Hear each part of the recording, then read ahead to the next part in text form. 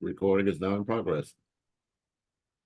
All right, so thank you very much, Andrew, once again. So today is December 14th, 2023.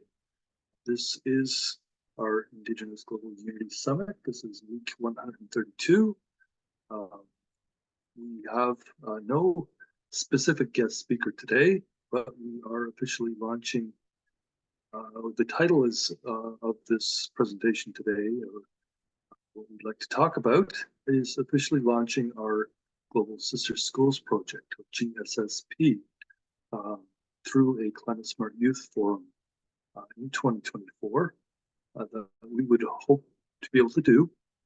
We will start to have discussions about that, along with a possible 18-month event series on the SDGs as they relate to the Universal Declaration of Human Rights and the relationship between those two. So as we move forward, I will start the session today. So this is, again, week 132 of our IGU Summit, our Indigenous Global Unity Summit. We are approaching the end of our series, which started in 2021 and ends in 2023. So the end of this month is the last official date for this series of the Indigenous Global Unity Summit. So I would like to, again, thank Andrew and all of our friends in Africa for Al-Kiblan and say Asante Sana. Thank you very much in Swahili for attending all of these events for the past couple of years. So thank you for allowing me to introduce our network of networks, our UnityNet network, during these weekly events of this Global Unity Summit event hosted by UnityNet International, along with Andrew Networks, on behalf of the Ad hoc International Advisory Board of Goodwill Ambassadors. So at this point, I do like to also say Sawubona, which means I see you, I see myself in you, I see your hopes, your dreams, and your struggles, and I see your ancestors as well. Because interconnectedness doesn't end with two people who are greeting each other. It extends to include the ancestors. Because all beings in Mother Nature are interconnected, and there is no sense of being separate. I see myself in all beings, and therefore, if I harm other beings or Mother Nature, it translates into harming myself. So with that, I would like to say that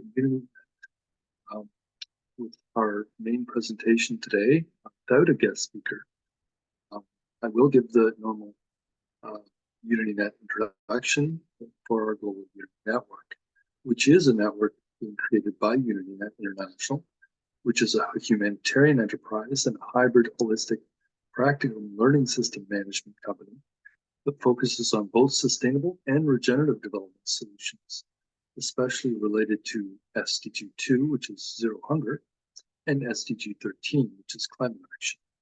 So we're supporting and promoting the local delivery of open source regenerative climate smart infrastructure set up as life learning gardens, which we call community unity garden learning centers. So the learning centers serving two main purposes. First are as cultural celebration centers, where all of the UnityNet members will be able to celebrate our diversity together, whether in person or virtually, in addition to receiving education and training in humanitarian entrepreneurship knowledge, including hard and soft skills, abilities, and competencies. We're also leveraging the process of localizing delivery and achievement of the global goals, starting, of course, with the Sustainable Development Goals, and in future, the Regenerative Development Goals, as we anticipate they may be called. So we're offering services such as community engagement, events, and activities delivered by our members and partners, coordinated centrally and globally, along with the related practicum education and training delivery infrastructure, established as regenerative development and humanitarian enterprise structures and solutions. The services we offer will allow other companies who partner with us to make money doing what they do best, while also supporting the achievement of these global goals, or the SDGs, and in future, the RDGs, or those regenerative development goals, as we anticipate them to be. So our systems and structures are intended to empower our female and feminist humanitarian entrepreneurs. Those are our members to succeed through partnerships, leaving no one behind.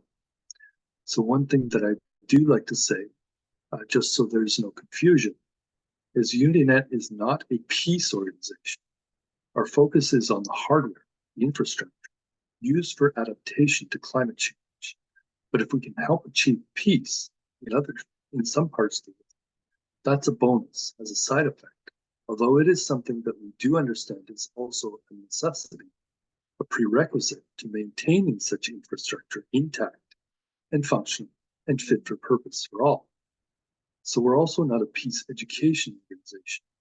And although we absolutely want to be using peace as a vital tool for achieving our objectives and allowing local communities to become more resilient and adapt to a changing climate, we do not deliver the actual peace education, nor even the community engagement activities. We do all of it through partnerships, as per SDG 17, with our delivery partners for the peace education and the peace-related community engagement, at the very least in Toronto, Canada, where we are headquartered. Our other communities can choose their own local peace education partners if they want to. What UnityNet is doing is just providing spaces, both the digital discussion forums that allow people and groups to share vital information, and in future, physical spaces that will demonstrate infrastructure that, if designed and used properly, will allow local communities to more easily adapt and hopefully to thrive, even in a much hotter world and changed climate with potentially vastly different weather patterns. You can ask the question of us, do we actually want young people to learn about peace, including things like peace prayer societies, peace bowls? So absolutely yes, but it's not our job to deliver that kind of education. That is for other organizations to do best. They can do it far better than we can. So people need to think of our network and our network of networks like an empty classroom. It is just a space for learning. Nobody can learn much of anything in just an empty classroom, of course. So we do need teachers to occupy those classrooms. We are rather focused on building and demonstrating in the real world an alternative vision of actions that can be taken in our local communities. We don't focus on solutions for reducing emissions of CO2 or any other greenhouse gas in order to mitigate climate change. That approach is being repeated by millions of people and thousands of companies. It is also a bit of a lost cause because it's likely too late for that. The changes in climate are already starting to accelerate. And while getting to zero, i.e. achieving that hallucination of achieving net zero or whatever, by whatever date thus far, they usually say by 2050, is still important. The climate will have changed so much by then that many places in the world will be unlivable unless drastic efforts are made to mobilize people to create resilience and start to radically change and retrofit our infrastructure so that we can begin adapting to the new normal. So it is the next generation of young people who will need to have those skills that will allow those retrofits to be made. So this is what we're focused on. Survivability for what is coming, no matter how much we reduce emissions over the next 2 or 3 decades. Those are the skills we plan on teaching young people in our Unity Garden learning centers, which all of the schools can use in every local community, region, or part of our, as long as they're part of our global network, or as we call it, UnityNet, by working with our delivery partners who are capable of teaching those young people how to live peacefully and in harmony with nature for all of our relations and each other as much as possible, while also making the changes that are necessary to our infrastructure that will allow humanity to adapt to the changing climate, which is a reality that is already happening in all countries, but where some countries are rather more affected than others, and where some other countries are much more capable of adapting. But I'm not going to go into the details of that.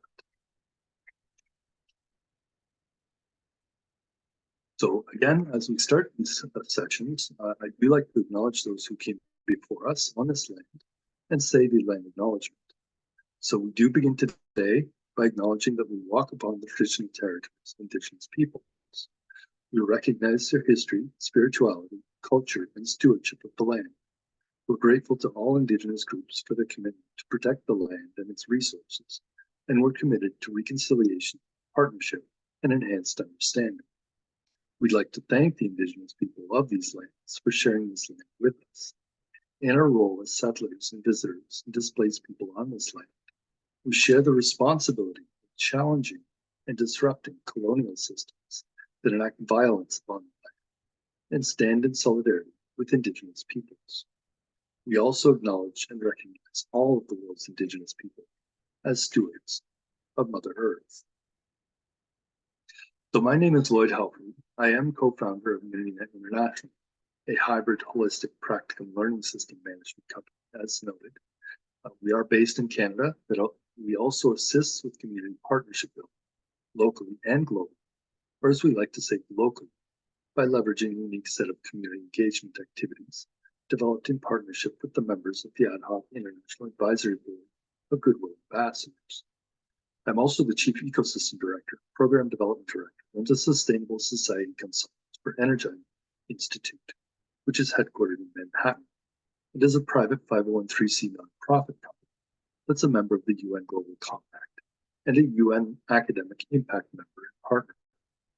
We started as a virtual university that was created to help empower global populations to reestablish a sustainable balance with their local environments by designing and implementing projects to support a strong, diversified local economy while integrating core sustainable technologies and infrastructure into those communities in the areas of renewable energy, high-density food growth solutions, and systems for sustainably managing local waste streams and protecting local water resources. As well, I'm a Goodwill Ambassador for the AHIABGA International Advisory Board of Goodwill Ambassadors and Activists. We call it the AHIABGA, with a portfolio that covers Canada, the Francophonie, the Commonwealth of Nations, and Turtle Island communities. We are seeking to empower our communities to engage with royal, Indigenous, and tribal leadership, as well as interfaith, non-governmental, academic, and business collaboratives, so that collectively humanity will leave no one behind as we achieve these global goals. So what UnityNet is doing is actually intended to facilitate what we call peace-based regenerative globalization by helping to identify and bring together all of these local, regional, national, and international partners required for creating localized multi-stakeholder partnerships. We call them INAV collaboratives, and they are empowerment networks that are intended to empower our local regenerative development solution providers, what we call our UnityNet Female and Feminist Humanitarian Entrepreneurs, or FFHE, in all of our local communities worldwide. We're assisting in the global transition to a globalized, responsible, productive, compassionate, collaborative, regenerative economy that aims to leave no one behind as we approach the end of these sustainable development goals that are being promoted from 2015 to 2030 by the UN. The purpose of UnityNet is to develop a system to globalize the global goals, or those SDGs currently, and in future, of course, the RDGs, or regenerative development goals, again, as we anticipate them to be. We do this by developing and assisting in the delivery of community engagement activities that can be used by communities as tools for creating these localized partnerships as per SDG 17, partnerships with goals. I've also been establishing the various network spaces on WhatsApp and Facebook and LinkedIn for exchange and collaboration between members who are eventually expected to come together locally and regionally to establish these INAV collaboratives, which are the backbone of our networks, not those discussion groups, or the individual NGOs or CEOs or the co-ops, but the enterprises or the end governments, or any of that, whether they're created as a result of these discussions or may already exist in their own little silos. Our purpose is to create a global to local, or as you might say, local to global empowerment network for humanitarian entrepreneurs and their local enterprises. It consists of all of the members of our INAP collaboratives, plus all of the members of the Global Partnership for Regenerative Development, the GP4RD as we call it, and any other allies or partners that we determine to be important to our purposes. But the ultimate place where we want all of our members to end up is what we call our Interchange for Peace, VCN, virtual collaborative network, where all of these siloed social media groups can be brought together on one single platform that will allow for massive virtual collaboration for whatever projects need to be done in our local communities. So this is the essence of what UnityNet is intending to become. It may take a while to get there. We will need some significant investments and time and effort to get there. But that is the vision and our ultimate purpose. Because as I mentioned earlier, we need to efficiently accelerate our ability to adapt to the changing climate and energy landscapes in every local community globally. And even the UN acknowledged recently the piecemeal and siloed efforts that have been made so far in the first 9 years of this journey to sustainability have been rather dismal. And in too many cases, we are further behind than we were in 2015. So what do? This failure of the UN system and the approach that's being taken is not likely to be solved just by throwing more money at the problem, as they say. There is really a smart gentleman that once said the definition of insanity is doing the same thing over and over and expecting different results. So what we're attempting to do here is to do something quite different and try to make an impact as best we can. Unfortunately, we don't have a lot of time left to get this whole thing going, but we will continue our efforts as best as we can as a team. And I'm confident that somewhere in our network, someone's watching us and will say to themselves, okay, I think these guys are ready and will support our journey to achieve the vision that I described earlier. In the meantime, we try to move forward.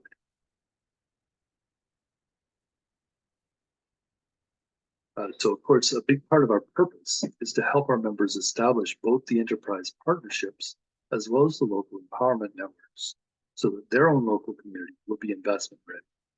Our UnityNet partners will also help our members establish their own local community-based, regional, or watershed-based social enterprise if they need some assistance with that as well. So our work is not for charitable giving. We're focused on productive, regenerative, climate-smart investments, supporting people and planet holistically. The team at UnityNet International is trying to find ways to facilitate and create pathways for these investors and these investment funds to finance not just the regenerative projects, but also the local humanitarian enterprises, run as community and watershed and ecoregion-based collaborative and cooperative humanitarian social enterprises, which are intended to be built and run by our UnityNet FFG members, who will be trained to design, build, operate, and maintain collaborative, productive community enterprises, starting with the community Unity Garden Learning Centers, which will also be used to teach others the same types of practicum learning tools, and technologies, and techniques. Thus, what we're building here, all these social structures in the network of networks on social media, these are intended to facilitate local cooperative enterprise development, as well as investments to people and the related regenerative infrastructure that they will need in order to succeed and to thrive in a much different climate. The one thing I do always like to say to our members and supporters at this point, as a reminder for the members of UnityNet, we do also like to say that we are fighting with peace and not for it, which means using higher consciousness in achieving our objectives. We're not fighting a war with each other to save the planet. We are making peace with the planet to save ourselves. And this is the strategy that's being delivered at the grassroots level in all of our local communities. And it will allow us to create what we call a shared consciousness with peacemaking that is more contagious than fear or war. So in summary, the unity that we're trying to achieve within UnityNet is a global unity of community, starting with the UnityNet female and feminist humanitarian entrepreneurs. and those on the ground who are delivering the local solutions for achieving those global goals, the SDGs, and the RDGs, of course, post-2030.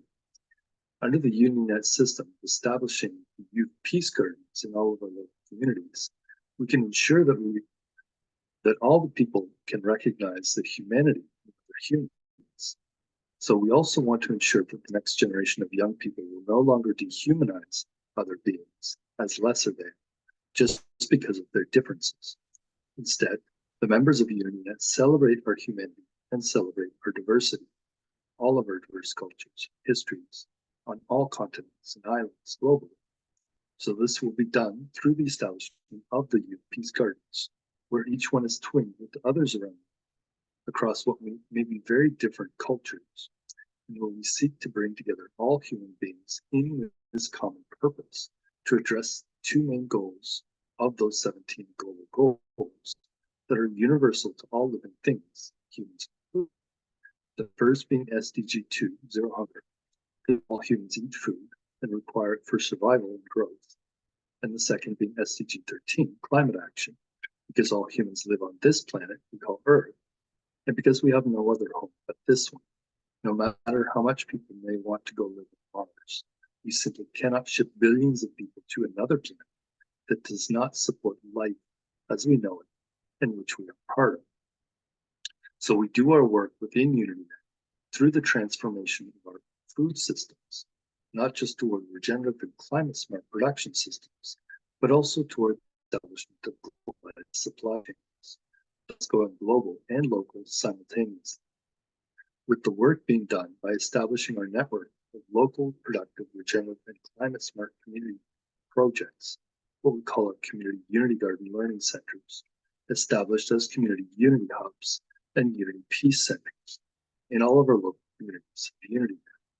And by using the various open source regenerative climate smart infrastructure solutions that are built and run by the local productive cooperative humanitarian enterprises that will be managed by our FFHE members and empowered by the INAB Collaborative Network, and where the FFHE members, by working in partnership with existing local schools, along with our network of mentors, will learn how to build, operate, maintain, and manage these local productive community businesses, enterprises, for the benefit of all stakeholders in their own local communities, always with the goal, again, of leaving no one behind. So a stakeholder, of course, is anyone who eats, and of course, all of us do, so it includes all people.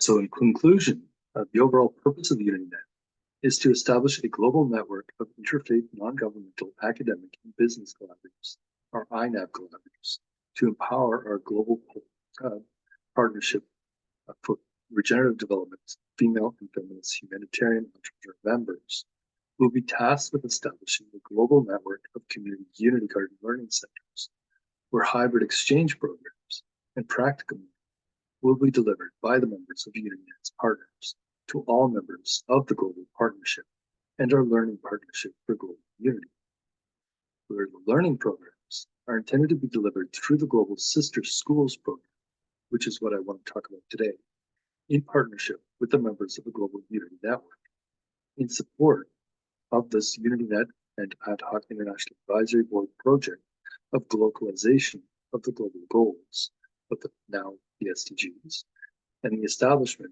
of a localized, responsible, productive, and compassionate collaborative regenerative economy that aims to leave no one behind.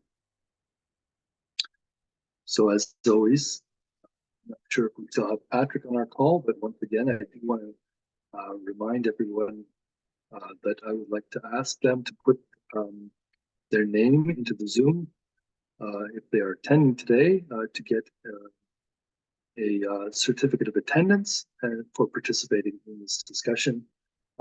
And as a bonus, all of our participants will also get a unique World Civility Index point or credit for their participation, which of course is only good for those who attend this call today. Both the certificate of attendance and the WCI credit will be sent to you by email. I know I'm a little bit behind, probably about 3 weeks. This may be the 4th week actually behind. But, been having some discussions with our partner in Vancouver, and they will try to get them out this weekend. Again, ask you to share your name and email on the Zoom call in the chat window if you attend and participate in this call today by watching the presentation, participating in the call at least for a time so that you'll understand what we're doing. In some cases, when you have a speaker, there will be people who will need to leave early. That's okay. Also be having a discussion afterwards as well, but I do want to finish this opening presentation, which now ends here. But I do want to mention a few things. Sign up for our UnityNet International Eventbrite notifications, so you'll know do new events. Have a different series in the year. Also join our various Facebook and LinkedIn groups organized by topic, so you can interact with the most relevant people in any given domain of our network, whether it's geographically or by topic. So I'm going to go to another introduction just to people know a little bit more about where we are and where we're headed. So what do we have on our agenda today to discuss with our members? First, there are going to be some changes to our IGU Summit series starting in January. In fact, we may not even call it that anymore. So after the end of this year and in 2024, we will start something new, so a new series of events. So starting in January, you can still have people and groups, CEOs, NGOs, community-based teams and partnerships from all of our UnityNet discussions groups do presentations. But from January, they will need to formally submit their own content, including videos and recordings of their presentations, which will then be promoted, broadcast over Andrew Networks as our media partner, and throughout all of our global Unity network in all countries and nodes. So our members can and should continue to share their own messages, including their own stories about the good works that they're doing in our own local communities. And I will be providing more details and updates about these changes over the holidays so we can hit the ground running in January 2024. Second, we have two campaigns in now. The first one has been active for a while, and while that is our UnityNet Watershed Peace Gardens campaign, which is being led by the Unity Environment Network members who are working in partnership with the Global Partnership for Regenerative Development and UnityNet members. The purpose of the campaign is to protect the ecological integrity of lakes, rivers, and watershed biodiversity hotspots, as well as the bioregional integrity of each of our local communities. So we are doing this by using the UnityNet system, working with local Indigenous peoples and their allies to do three main things. The first is to establish rings and networks of youth peace gardens around all of these sacred waters in all of our sacred ecoregions, planted by young people and families of the regions that need ecological protection from the degenerative development, like urban and industrial developments, mining, and other such activities that can contaminate the waters and damage the ecological integrity of these bioregions. The second is to establish local teams of pollinator and watershed ambassadors through the RDG clubs and local schools in all of our local communities of these sacred watersheds and bioregions. And the third being, we want to begin to demonstrate regenerative living and lifestyles that help to restore and regenerate ecosystems, or regenerate ecosystems and watershed integrity as people live their day-to-day lives. The other campaign is brand new, actually, but it is something that I would like to start in 2024. And it's a result of a discussion that happened recently on years of WHOA, the World Humanitarian Organization for Peace and Equity. During a recent Zoom meeting, Human Rights Day workshop that was held on December 10th, I made the suggestion that we might wish to create a campaign directed at all of the heads of government globally, i.e. all of the members of the United Nations, in support of the establishment of a universal treaty adopted by the UN at the UN by all countries related to the use of AI, such that no individuals, governments, corporations, or any other users of AI technologies would be permitted to violate any of the set of rights provided under the UDHR, the Universal Declaration of Human Rights. It was actually the president of WOTE, Dr. James Mercy Obatumili, who wrote to me in a short note on Zoom during that call in response to the suggestion. He wrote to me privately from Chaplain Mercy. He said, "Thanks for your input. We can discuss this more." I told him again privately, "Yes, please, let's have this conversation ASAP," because we are also having this conversation with someone from Rotary International who is at a high level. And I also suggested that when we get back to Canada, I may also begin to involve a Resilient World Institute in Markham, Ontario, in that campaign, REAI, noting also that we may also be able to follow up once the campaign is successful, which we anticipate, with campaigns that are directed to the practical implementation of the Tourism for SDGs framework as well, because I do expect RWI is likely going to be very interested in that.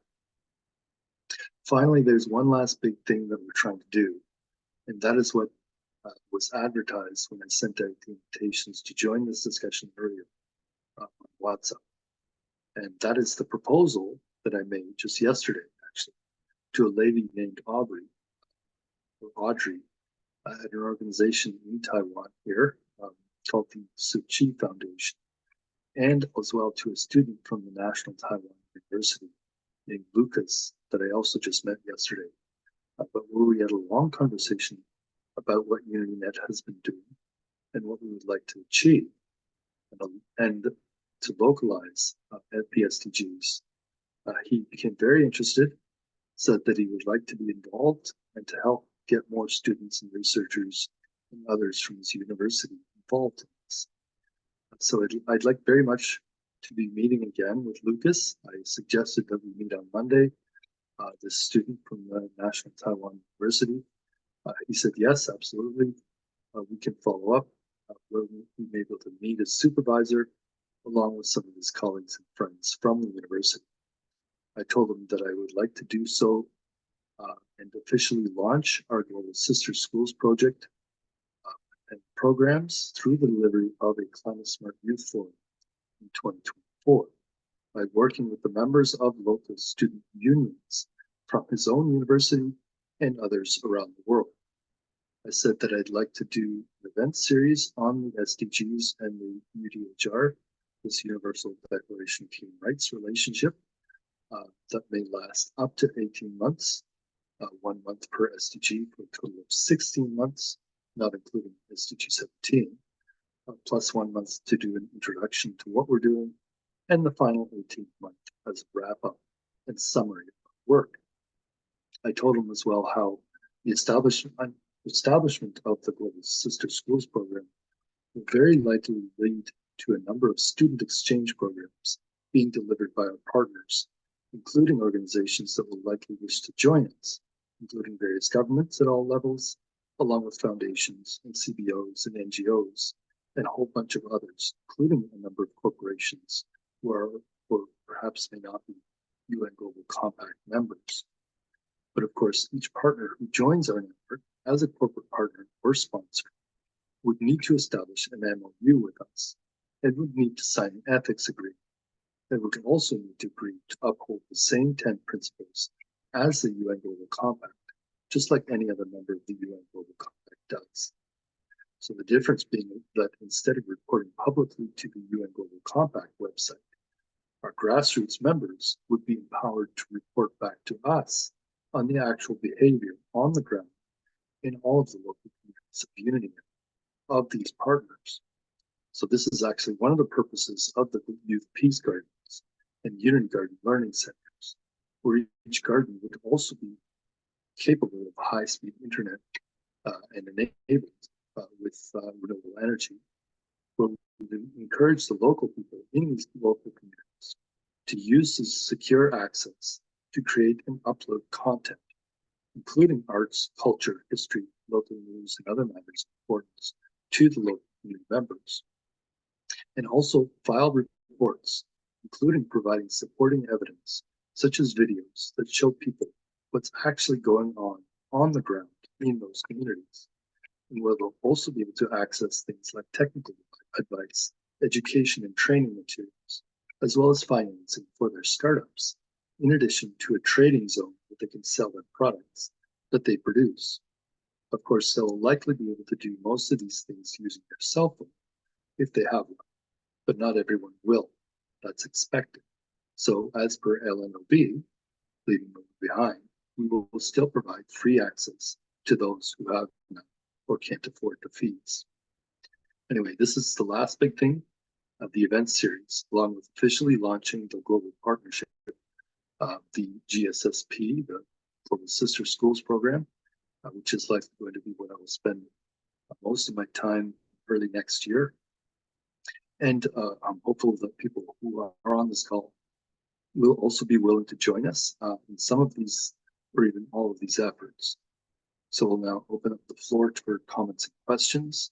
I want to thank everyone for being so patient. A lot has been happening since I arrived in Taiwan, but it's now time to go back to Canada, to the Greater Toronto area. I'm hoping to be able to hit the ground running, as they say, hopefully also with some funding that will allow us to continue this work without getting us all into extreme debt over the next 3 to 6 months or so, which means that I'll also be approaching potential funders for social enterprises like ours. Luckily, we do have a few options in Toronto, which is a member of the Global Sustainable Finance. So thank you very much, Andrew, for providing this opportunity today. We hope that Toronto will be a good place for social business startups like ours, along with working with our members globally to make this happen. So that is our main introduction today. For some different other days, as we wrap up our IGU Summit series, we will be back next week, of course, with a guest speaker, perhaps until presentations on the Christmas week. Yes, Andrew. Oh, yes, Patrick. Thank you so much for your continued participation with this event. I really believe that going forward in 2024, you may take this opportunity to create a short video of the World Civility Index that can be used as a filler and an introduction. And also, if you decide to offer points to those people that participate in this ongoing summit, this may be an opportunity for you as well to have an introduction of the World Civility Index and the program on a regular ongoing basis. You are here every time, Patrick, so why not take full advantage of this opportunity? That's my suggestion. All right, yeah, sure. That can be done. Yeah, it's not a problem. Yes. At least on these, the same goes for you. You've been here consistently on a regular ongoing basis for almost every one of these 131 events. It's quite time for us to introduce the Hip Hop Congress.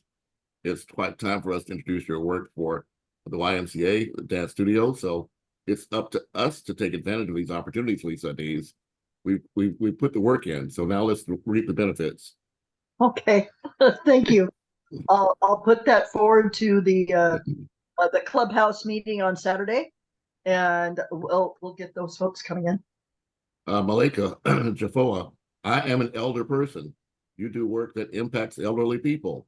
Is it possible, Malika, that you can introduce your own work, at least provide us with a way that we can have public service announcements? That's the other thing, Patrick and Elisa Neves and everyone here. This is not a humanitarian enterprise. It's a social enterprise. And so I believe we need to be the ones to have be the samples of the examples. So Malika, yes, I'm here, sir. Hello. I'm happy to see you. Yes, yes, and yes. So we must Yes, make sir. sure that we have a brief video about the work that you're doing, along with your branding, your logo. So you need to make sure that we have a way to include our promotion of your work, because you are actually one of the key elements of this collaboration, not just on these Thursday calls, but through the entire UnityNet system, as well as you, Moses. Yes, you. We're all in this together, but we have to show the unified front that we're claiming that we want to bring to the world. If we're going to localize the sustainable development goals, that means that each one of you in each of your local locations is is an advertisement for what we're trying to represent. But until we represent ourselves as such, then we're talking the talk and not walking the walk, in my personal opinion. So, Gemma, even though you haven't been here physically, you have been participating with these events regularly. So, Gemma, again, I have to ask you to define what your mission is and how we can assist what it is you're doing. And let's have a collective movement to promote each other's events, in addition to just these events that we're having here, by inviting others to join. I do want to mention to you that each one of these 131 past sessions have been uploaded to the AHIABGA-TV network on YouTube. So we only have, I think we have a total of over 300 videos. Over half of them are with you, Lloyd, but we only have 325 subscribers. And most of those came in to subscribe because of a video we have of Aretha Franklin. So I have to ask each of you to begin to subscribe yourself to the channel, and then let's have others to subscribe and notify. They get notified then each time we post a video, it comes in their inbox, so people can stay in touch with us. That's just a thought, Lloyd, I'd like to share with you and all. Yeah, oh, absolutely. So we're going to be here as well to spread everybody's message, and this is part of our purpose, and we have to promote ourselves as well. Well, and going forward, Lloyd, I would like for you to consider doing 13 weeks of your show in advance. Record them in advance and put them together in advance, so that if we have connection difficulties with some of your participants, we can already have these in the can. It's only then that we'll be able, and I'd have to ask you again to try to break your segments into like, for example, if it's an hour, 48 minutes. If it's 30 minutes, then 24 minutes. But leave space for us to insert both commercials and public service announcements.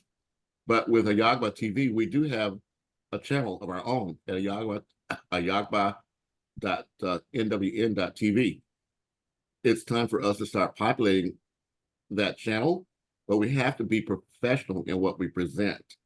So that means, Lloyd, that it may take a little bit of pre-planning, but I will make available at no cost access to our Zoom, this very same Zoom platform, to record in advance the material that we have, so we can package it as a season and then attract sponsors that can pay both you and me and our participants for those that are commercialized. Otherwise, it's an educational activity that hopefully other stations and people can begin to pick it up and spread the information to a wider audience. So those are some of the thoughts I wanted to share with you, Lloyd, and Patrick in particular, and Lisa needs, for ways that perhaps we could take advantage of this opportunity to build forward faster. Trying to capture these in writing as well, so we have that as a.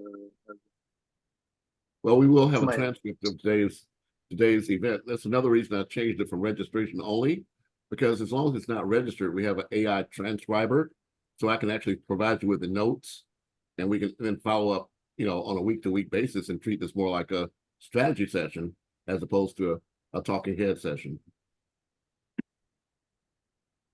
Okay, excellent. So I'm going to turn it back over to you. I'm going to step away, but let me know when you're ready to wrap it up. Yep. So thank you. We are, of course, open discussion today.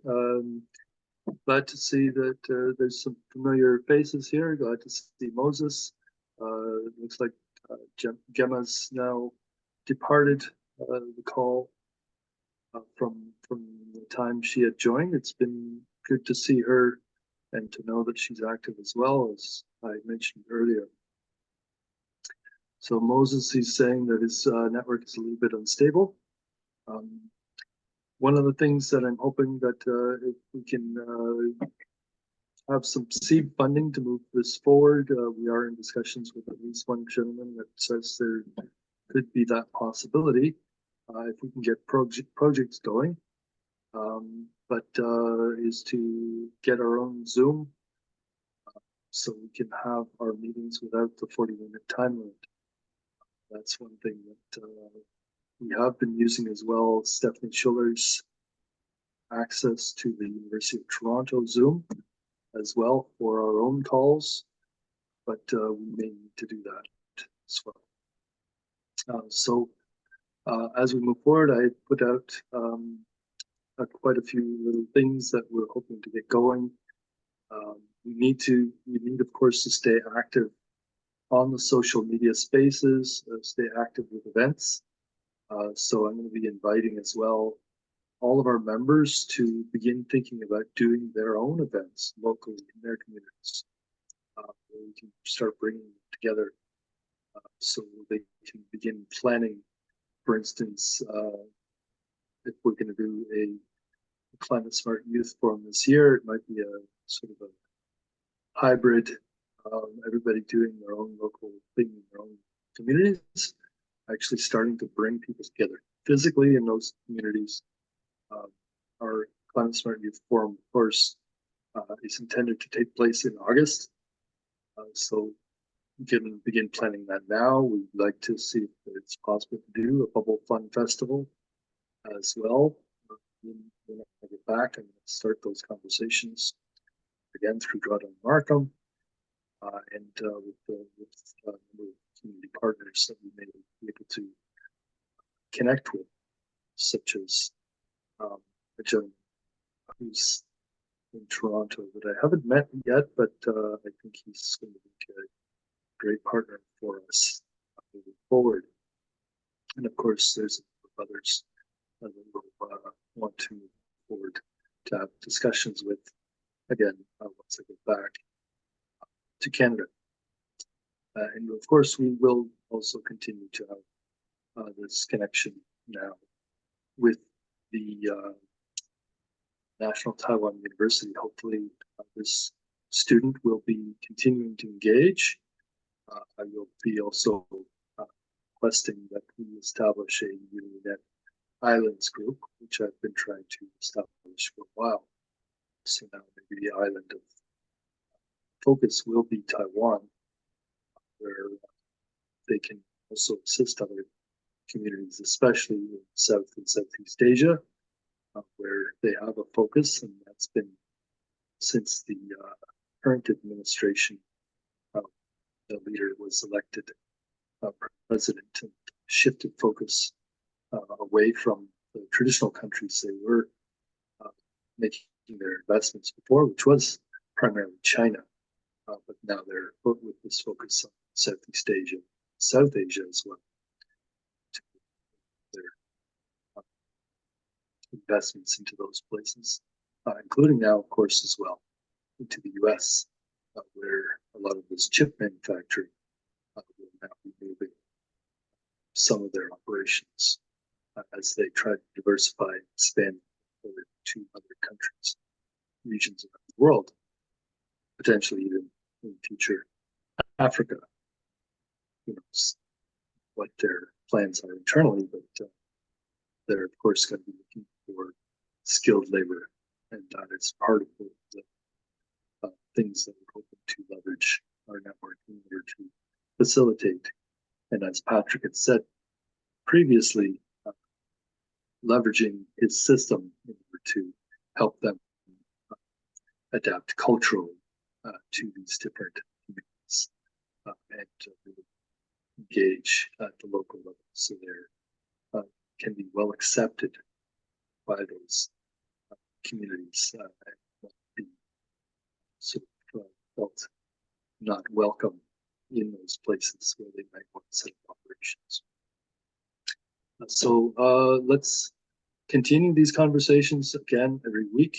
We are now having conversations every Wednesday as well regarding possible projects, but we are also going forward to try to develop the business models that will generate ongoing and sustainable income for our social enterprise.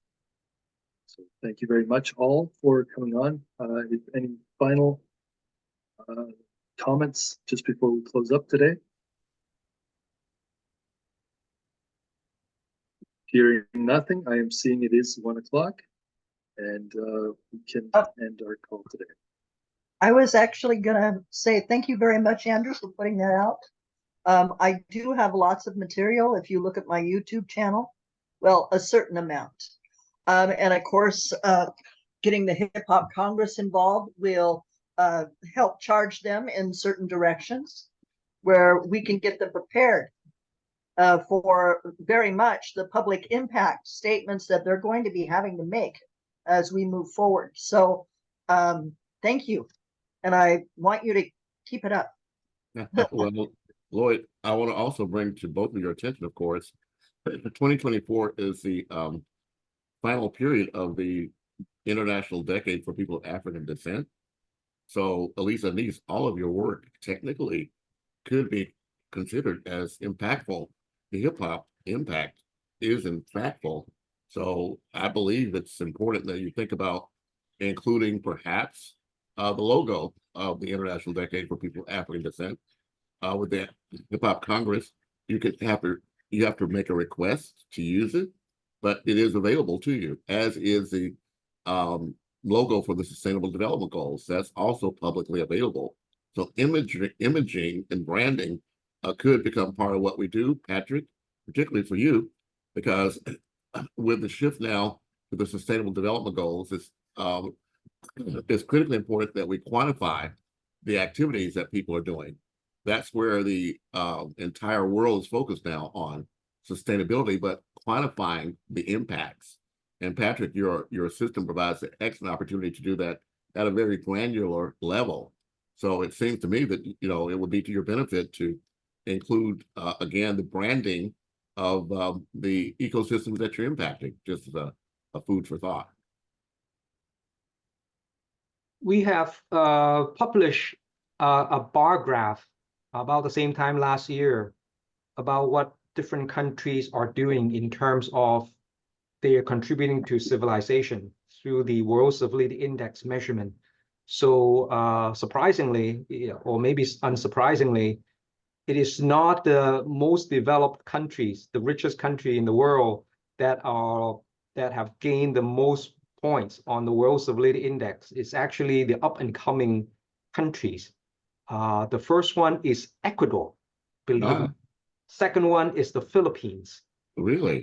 They are doing really well in terms of their effort, not the absolute amount of wealth that they actually have, but it's the effort that they try to put into better their people in terms of social etiquette, in terms of empathy, in terms of intercultural awareness, and so on. So these little countries are the little countries that could.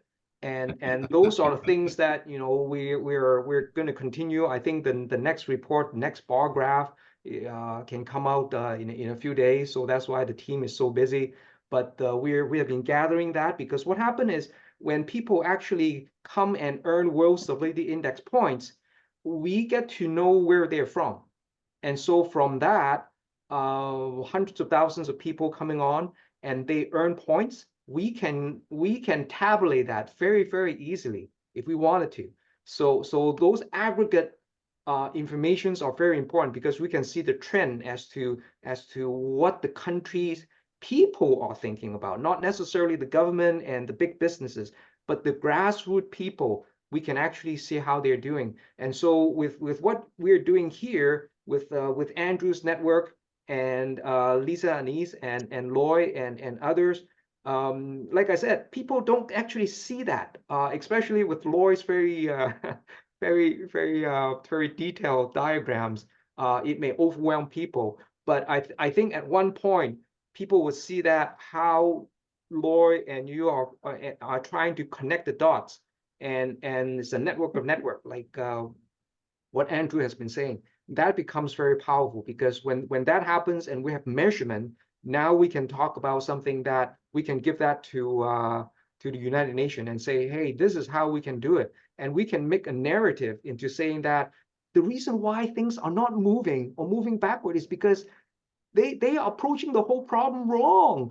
Just saying that, well, we got to fight fire with fire, we got to climate change, and we got to solve climate change with the scientists and so on and so on. They're not enough. Just having all the engineers and scientists jumping up and down in the world, most people don't care. Most people are not aware of something like this. So unless we have this grassroots movement, it's not going to move the needle, because unless most people understand that and they're going to vote to have the biodegradable plastic bag that is 10 times more expensive and push the government having this kind of pressure, governments are not going to do anything. It's not where the votes comes in. Without the votes, nothing is going to get done. And so unless we have this kind of massive education through people's cell phone, what we call micro learning, then we're talking about a massive number of people that actually can push the needle. Although it may be very slow, but once you move that big oil tanker just by a few degrees, in a few years, it's going to be very different. So I think we gotta get that narrative to most people. Otherwise, like Lloyd was saying, if they keep on doing the same old thing and expect different results, and that's what they're going to do. Global Compact, well, this is being recorded, so I won't say too many things about them, but they're trying to say that there's this accelerator. And I look at them and say, accelerate what? So they haven't let me also mention, Patrick, that here in the United States, as you may know, 2024 will be a presidential election. So even though you're based in Canada, I really believe it will be in your best interest to consider having a focus on voter registration, voter participation as a civility index measure of the grassroots participation with the political environment that people live in. Of course, the United States is not the only country having an election. There are many countries having elections, but Patrick, I just encourage you to think about ways that you can create a vertical that allows you to take advantage of the economic movements. There will be billions of dollars spent in the United States on the elections coming up. They are trying to reach the voters. It may be, in fact, your ability to identify the locations of your participants that help identify perhaps voting locations, or even encourage groups of people in that location to join the network together. So, Patrick, I hear you clearly. I just believe that it's human. Again, this is the 75th anniversary of the Universal Declaration of Human Rights, but number 29 is responsibility. So finding a way to connect that dot through the social entrepreneur lens, I think works very well for you, Patrick, and for all of us. So I just encourage you to think about ways that you can attract funding, not necessarily from, let's say, the United Nations or even the Global Compact. But again, in my particular thought, it's the members, the corporate members, the business sector that's going to be driving the solutions, because they have the most at stake for the world that we're living in. And also, they have missions that are set up specifically to accomplish those objectives that we're doing at the grassroots level. But we have to be sophisticated enough to participate with their procurement systems. And also, as you know, there's been a major shift away from what's called ESG by those elements in our community that don't want to see the progressive movement for the power of the people. But it's only, I believe, when we, the people, demonstrate that we are the ones that are driving this, that there will be a change at the top level, so to speak. Yeah, 2 cents. I know, like gentlemen at the BlackRock and so on, they invested a lot in the so-called ESG because they see money to be made. But the concept of ESG is really noble, I think. But anything noble can also be dragged through the mud by people who want to make a quick buck and the sleight of hands and so on. but there are ways of doing it, and I have been proposing that there should be a new layer of NGOs in the middle between the investors, the world, and also the companies. Instead of companies writing their own ESG report, which I liken it to the fox guarding the hen house, is a blatant conflict of interest. And that's fine. You know, that's ESG 1.0. It's a noble concept, but then now we see that there are problems with greenwashing and all that. With the new layer of measurement from NGOs that are not in there for the money, but in there for social causes, that is something that can be trusted because their measurements are third-party independent, like what we're doing for companies, anything from a petrochemical company in Thailand right now to a hotel chain in Malaysia to a bank conglomerate in the Philippines. We're helping them in that kind of measurement, and we're saying that, well, you can put the World Stability Index number for your company into the ESG report, and that can hold water because investors can do due diligence and find out who we are, the World Stability Index group, and know that we are not affiliated with that particular company. So when they can put something like that in their annual report or the ESG report, that gives them more credibility in knowing that they are not greenwashing, at least in the social impact part, because we only do the social impact part. But that's the thing where they can earn brownie points and have institutional investors give them a better grade eventually. Now they don't look at it. Now with MCSI and so on, they only look at the environmental and so on. Well, they only measure that because they don't know how to measure the social impact, which is what we're here to do. So those are kind of things that, even though we are very small, but we are doing the right things that, you know, a lot of big companies cannot do because they have different, they're more difficult, they have more inertia, for example. So I think that's the thing. Now, in terms of the political involvement and so on, Loy and I and Lisa Anise had some discussion yesterday as to some of the things we need to be cautious about. What we have been, what I'm thinking now, see if you agree, Andrew, it's what Bill Graham has been trying to do. He already texted us saying that we should build a feel-good website, a feel-good repository of all the good things that happens in the world. Now, very recently, another very prominent figure, Mo Gaudet. Mo Gaudet is the ex-Google chief business officer. He and Jeffrey Hinton, the father of AI from the University of Toronto, they both resigned from Google. The reason why they resigned was that they want to be independent and be able to say what was in their mind about the advent of AI. They both can publicly say AI is dangerous, and it poses an existential threat to humanity more so than nuclear weapons. So this is the big thing. And Bill Graham, this gentleman, Bill Graham, has the foresight into laying the groundwork in a document called a takeaway document, where he said all problems we need to solve the root cause, and the root cause are what is in people's head.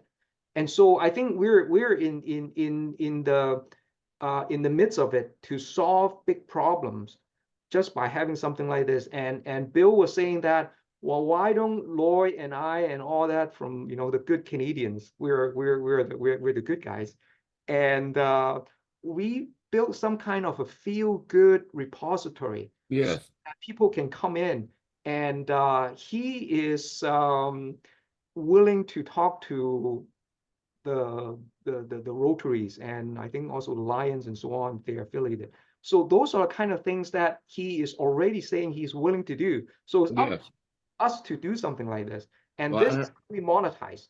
I did hear or read that Lisa Anise and yourself and Lloyd have actually been discussing this feel-good website, and as I understand it, Patrick, you have the infrastructure or you have the team that actually put it into place. I do want to just say to you point blank that here in Los Angeles, for example, George Lucas has invested $1.5 billion into a narrative museum. And they have grants now looking out for ways for people to tell their stories. So I just have to suggest, Patrick, that if you're really serious about this feel good website, then go ahead and put it into place. At least get the domain, get the the key parts, because through our networks we have enough content to populate it. But it will in fact take the commitment on your part, I believe, because you stepped up and said, well, Lloyd, you don't have to worry about trying to put a website together. We do that all the time. Okay, well, let's do it. Yeah, it's there. I can show you where there's a 25 sample feel good videos. I can show everybody. Yes. Some Now, of do you the have video, time, or you want to send it to me individually? I'm sorry. You want to show that now, share your screen, or you want to send it to me individually? I can show it to you now if time allows. We make up our own time, right? Okay. Yes, we are the master of our destiny. That's very true. Okay. I'll share it and then I'll open it up so that we can all see it. Now let me see. I'll go to my favorite browser, and now if I can only get things out of the way so that oh, it's okay. I'll use another one. Okay, this is the gentleman I was talking about, Mo Godet, and he is the former Google Chief Business Officer for the innovative part of Google.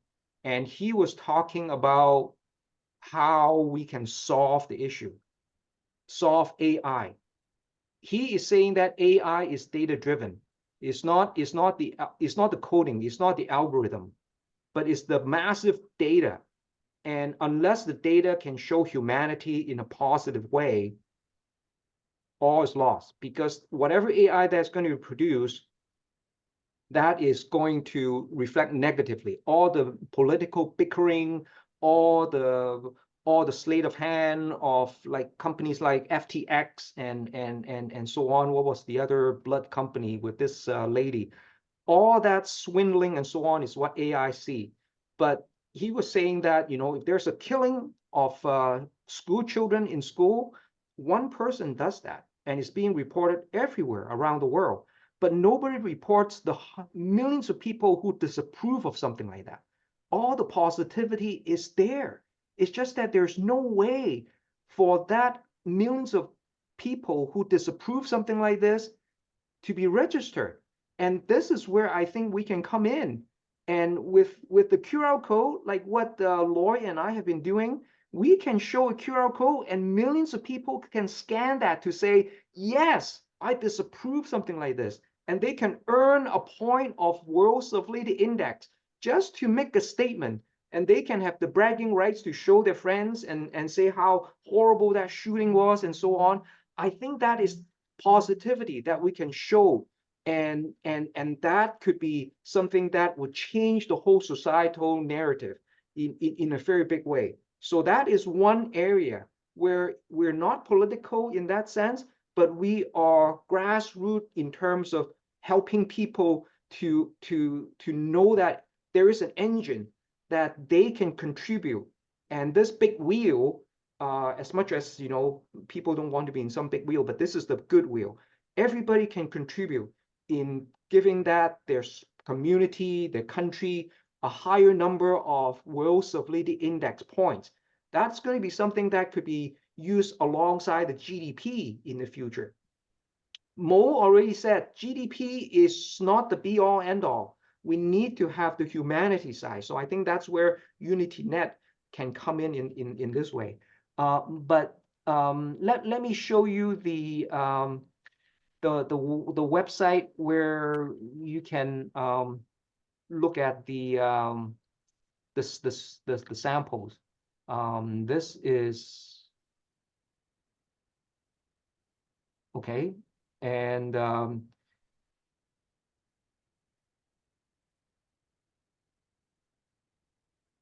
okay, these are the videos that we have here that are making people feel good, for example.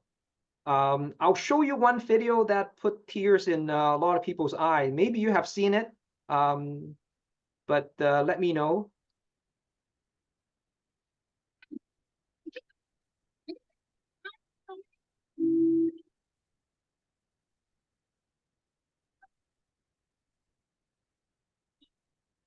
We have no sound, just to let you know. Oh, no sound? I don't know why. You need to just click the little share sound when you share your screen.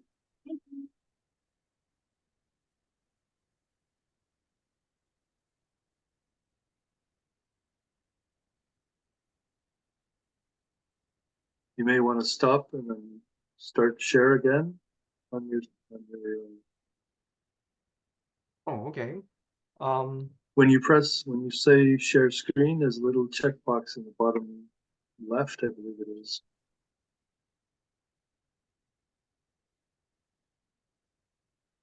On the left. When you click share screen on Zoom, Uh-huh. in the bottom left, a little window that opens up, there's a little checkbox share sound. Okay. 2 boxes to the left bottom. Oh, okay. I see it. Okay, good. Okay. Now we're in business.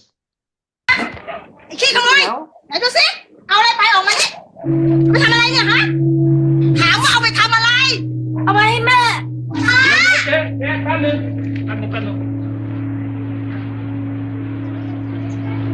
แม่ป่วยอ่ะ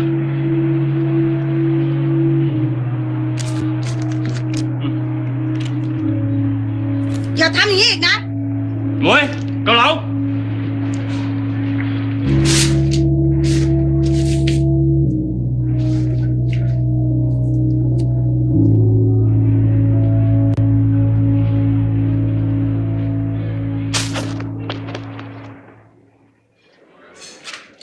จ๋านายเลยครับนั่งเลย ป๊า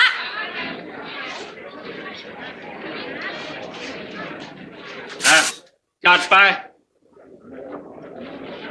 สั่งมาเร็วต่ออะไร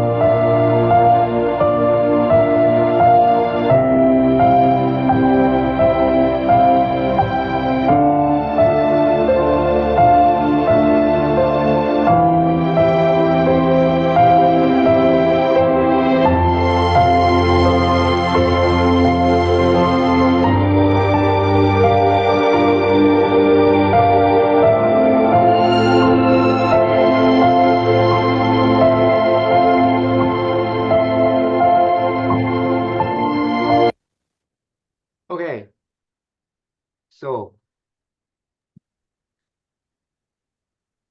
So those are kind of videos that we can produce, and well, we don't produce it, but we partner with those content creators, and people can watch it. They can answer a question, and they can earn a point using the World Civility Index, and that's how we built the civilization, rebuilt the civilization. So is there a way for this Feel Good website, Patrick, to begin with the videos like that people can begin to earn? Oh yeah, we're already doing it. It's there are people who are actually going on there. We call that we can call that the UnityNet reading program, or feel good website. I like what Bill Graham was saying, you know, a feel good website. They can come in every day, and they can watch a video like that, and they can also watch videos from what Lisa Anise and Stephanie are doing, you know, in terms of their regeneration and so on.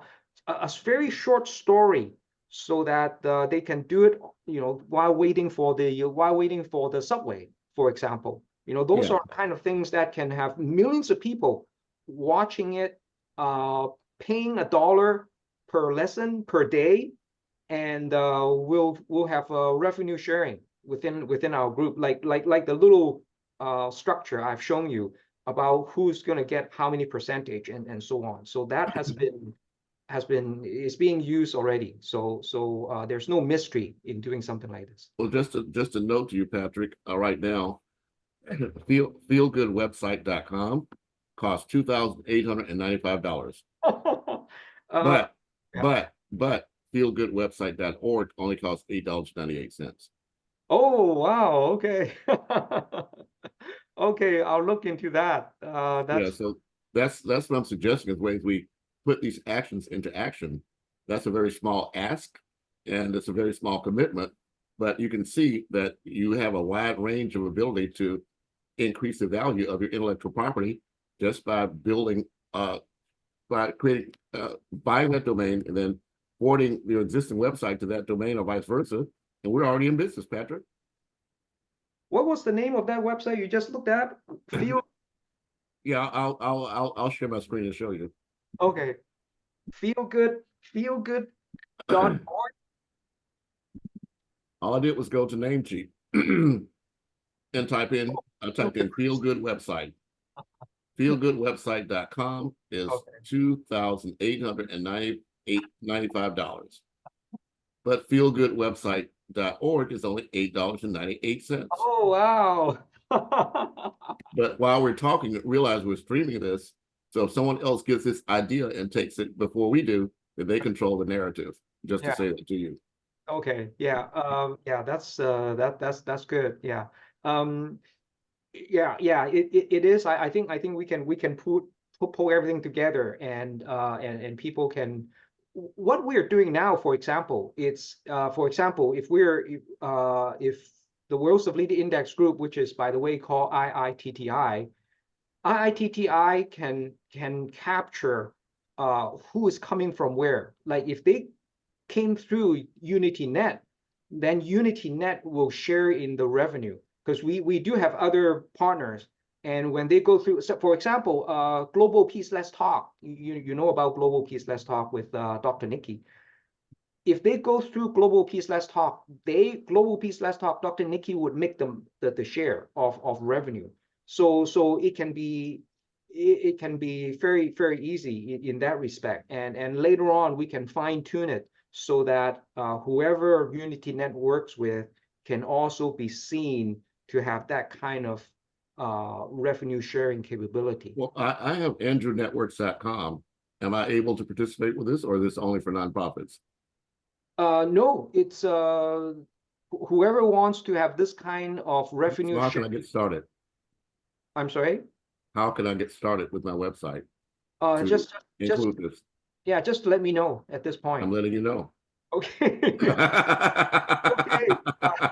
Well, AndrewNetworks.com. It's not complicated. I'll ask you to send me an email so that I can share with my team. So because they keep a record, right? They say, wow, who has been that's why email is so important to us. And a lot of young people, they don't understand the power of email. They say, oh, just text me. I said, you get lost with all the text and all the stuff you had been said before. You got to scroll back and forth. No, you got to send me email so everything has a good topic and so on, and people can search more easily. And the thing about email is that data belongs to us. Whereas when you have all the stuff on WhatsApp and so on, it belongs to them. So no, yeah. So send me an email and I can set that up in a week or so. Okay, I'm sending it to you right now. Okay, yeah, that sounds good.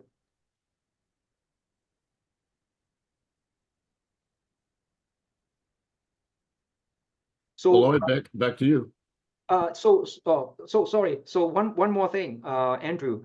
Lloyd came up with a few taglines for UnityNet, and I have to say, I like the first one very much. The one that said something like, UnityNet empower you to tell your story, something like that.